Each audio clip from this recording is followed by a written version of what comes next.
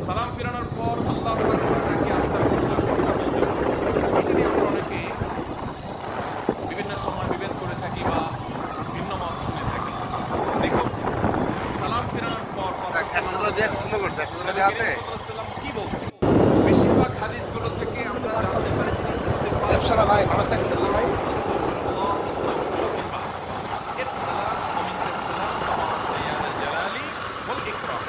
এই যে তিনবার ইস্তিগফার নবী সাল্লাল্লাহু আলাইহি ওয়াসাল্লাম বলতেন। বুখারীর একটা হাদিস আব্দুল্লাহ ইবনে আব্বাস রাদিয়াল্লাহু আনহু বর্ণনা করেছেন, সেখানে আছে নবী সাল্লাল্লাহু আলাইহি ওয়াসাল্লামের নামাজ শেষ হওয়াটা তিনি জানতে পারতেন, টের পেতেন নবীজির মুখের তাকবীর শুনে।